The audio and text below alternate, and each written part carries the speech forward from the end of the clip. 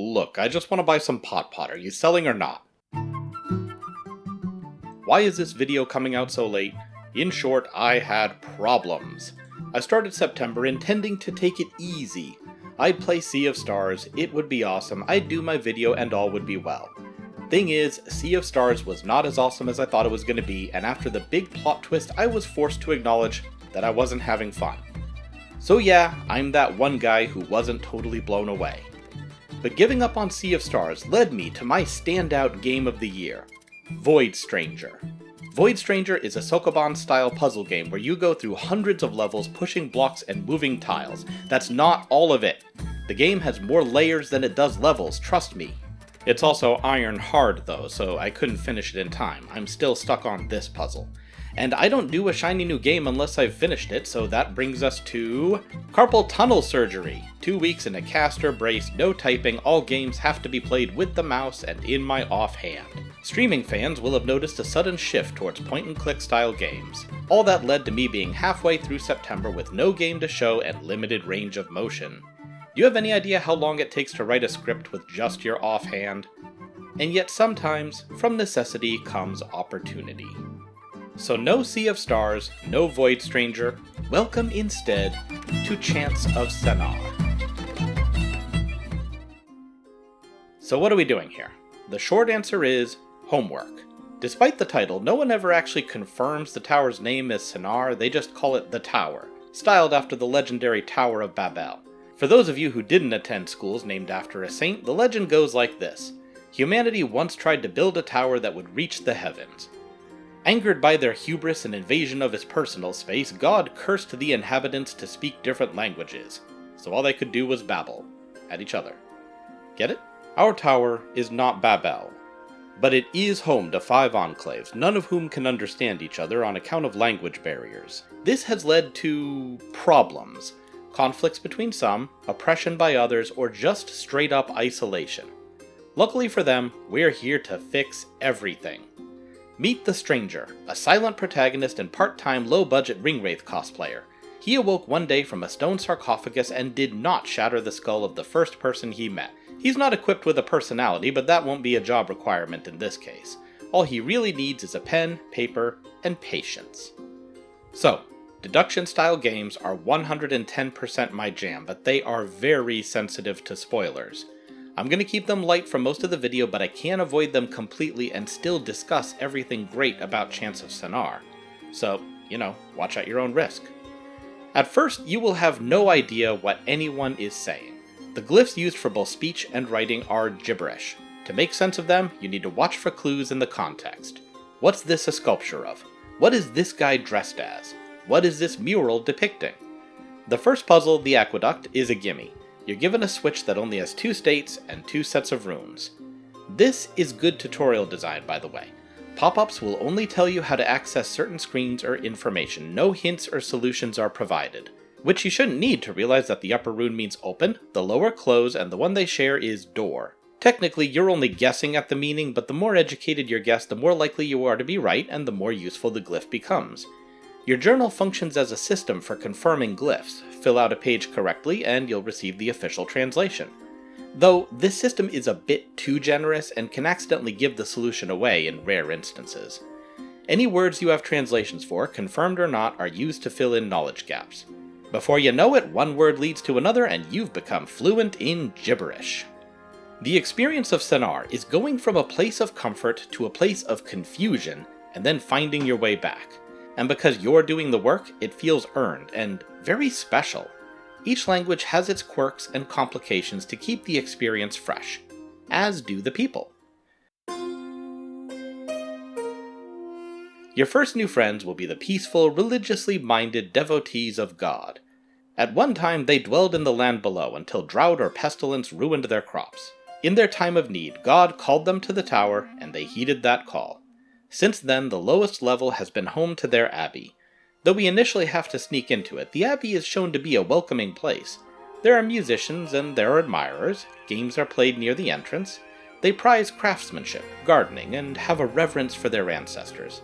They also have a problem. The devotees long to speak to God directly, to know why they were called and what is wanted of them. But despite their clear piousness, they have been confined to the base of the tower. The obstacle to their ascent is these guys. Armor, swords, a big metal gate locked up tight, about as different from your new friends as you can imagine. Why are they blocking the way? Well, let's ask. Not the most productive outcome. After validating their glyph, you learn that these gentlemen are referred to as warriors. Where the Devotees language is shaped like a hybrid of Hebrew and cuneiform, the warriors take clear inspiration from Viking runes. They are aggressive, they are armed, and they have no intention of letting the Devotees in. Or you, for that matter. And that's the game. As an outsider armed with pen, paper, and a keen grasp of the obvious, you will walk, climb, hide, scurry, and learn the secrets of the tower. All to uncover the shocking truth waiting at the top. And at this point, we're going to take a quick jaunt into spoiler territory. So if you don't want any spoilers, head on down to this time where we'll talk a bit about the art style. Or just go play the game yourself. It only takes like 6 to 10 hours. Okay, so you know how I said there were 5 languages?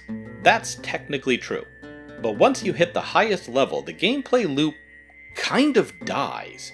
Instead of using observation and deduction to puzzle out the language, you'll solve these spinning disc puzzles. Solve them all and the language is yours.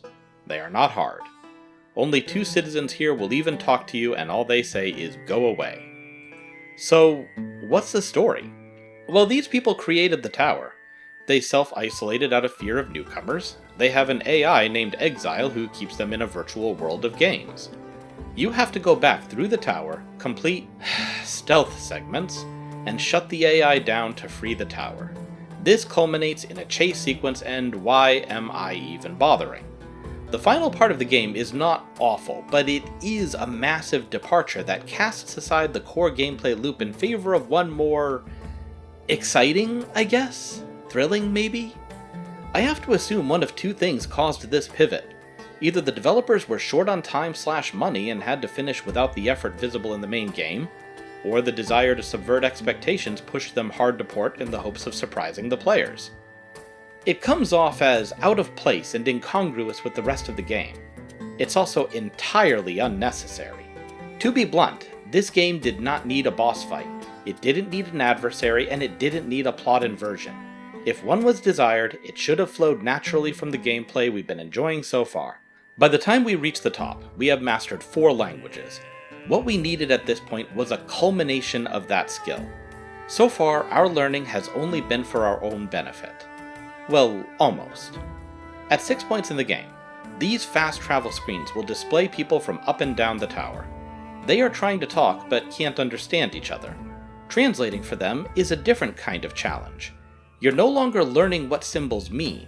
Instead, you have to convert one set of words to another, and they don't all match glyph for glyph. There are only 6, and they're short, but they were my favorite part because they called on me to employ what I'd learned. Each time you connect 2 people, something in the tower changes for the better. You can see it as you walk and find people from one floor working with or just sharing time with people from another.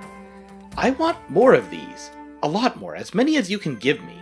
Let's also consider improving the ending. First, do with the 5th tribe what you did with the others, or just remove them entirely. You can keep the crazy weird tech, hell, have the whole thing happen in a wacky virtual world, but maintain the same gameplay loop we've enjoyed so far.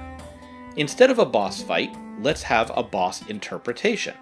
Let's climb to the top of the tower, meet the being the devotees believe is God, and let each tribe ask it a question that we have to translate. Then do the reverse, revealing its words, orders, or advice to each tribe in turn. Finally, have this being give a single message to you. That's what this game really needed, and with that, let's step out of spoiler territory. So yeah, that's where babies come from. Thanks for waiting for us. The last thing I want to talk about is Chants of Sennaar's art style. The word that comes to mind is striking. Each level of the tower has a unique look and color scheme fitting its people. A placid, warm light reflects the attitude of the devotees, faithful, peaceful, and accepting. Well, except Greg here, he's kind of a dick. The edifices are mostly unadorned, but statues and stone reliefs mark important places or messages. It feels like a hybrid of Muslim and Christian architecture. Given the religious nature of the Devotees, I don't think that's an unrealistic interpretation. The Devotees themselves wear green robes. Members of the religious order have a simple shaped headdress.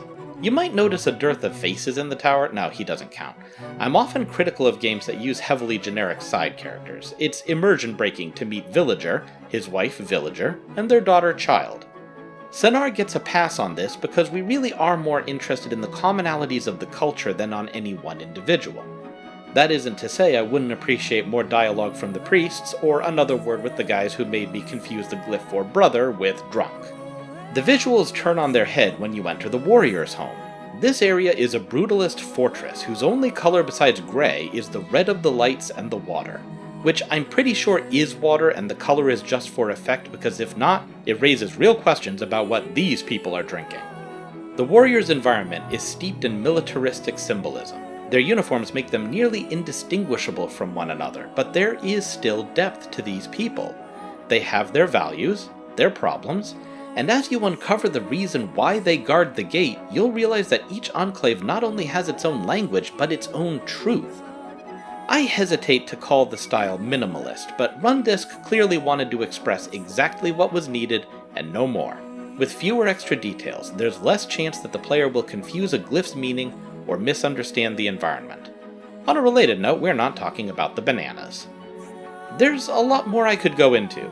How leaving the beaten path can lead to environmental storytelling, how minigames can not only give you a new rune, but tell you something about the area's social dynamics, how understanding these people and what they value can cause you to value them. And maybe that's true in the real world as well. Which means Duolingo truly is a force for good, and I should probably start answering those reminders. Well, that's Chants of Sennaar, my shiny new game. Thanks for playing, everyone. La la la. La